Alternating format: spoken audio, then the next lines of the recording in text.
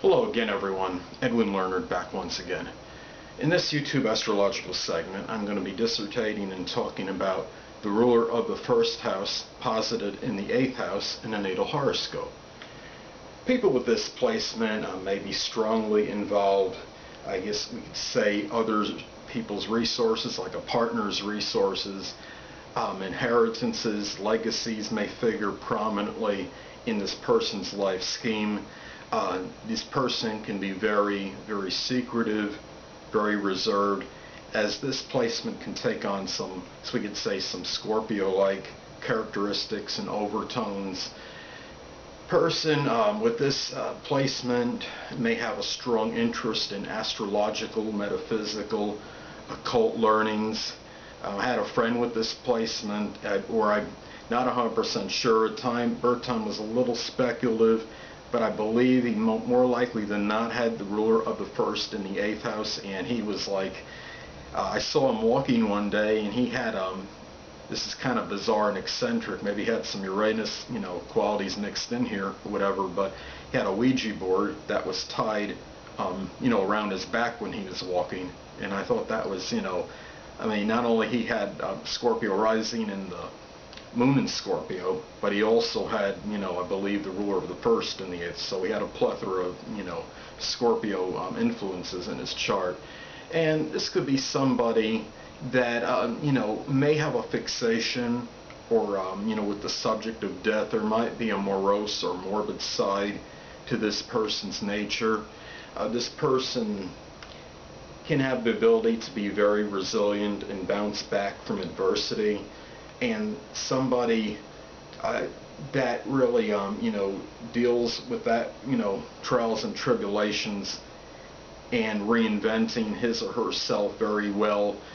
And because like I stated before, this is very, it's all, could be somewhat Scorpio-like, the phoenix rising from the ashes kind of thing. And this person has the ability, as far as regeneration, reinventing very strongly in his or her nature. The person with this placement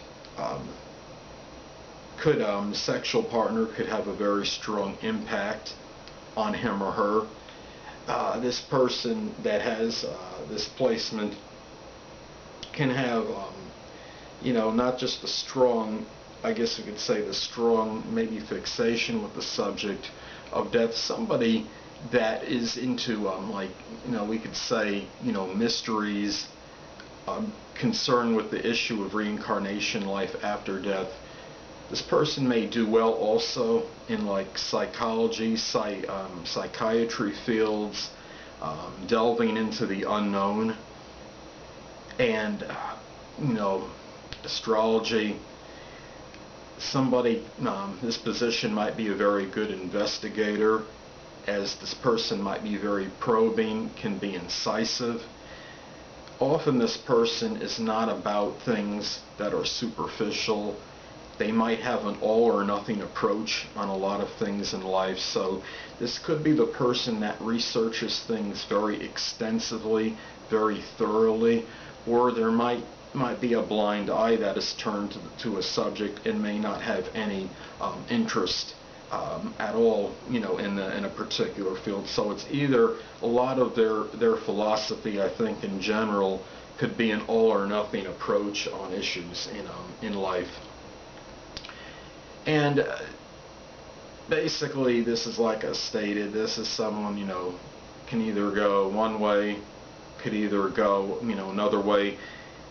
If this planet is adversely aspected, this person may be dealing with, crisis and upheavals and, maybe death situations frequently in his or her life. If positively aspected, this is a person that has a very strong transforming urge and is about regeneration and reinventing and being able to do this very readily, and, the strong bounce back ability in his or her life. So basically that is going to be it for this YouTube astrological segment for the ruler of the first house posited in the 8th house in a natal horoscope. Stay tuned next time, where I'll be dissertating and talking about the ruler of the first house in the ninth house in a natal horoscope. Two things I want to get with you on before I head out. Firstly, the stars may impel, but do not compel. And secondly, never isolate any single astrological influence, aspect, planetary placement, position, configuration, or what have you, and make an analysis on a person, astrologically speaking, based on this alone, because a person astrologically is the sum of all their components in their natal horoscope, and not just one. Until next time, people, stay well.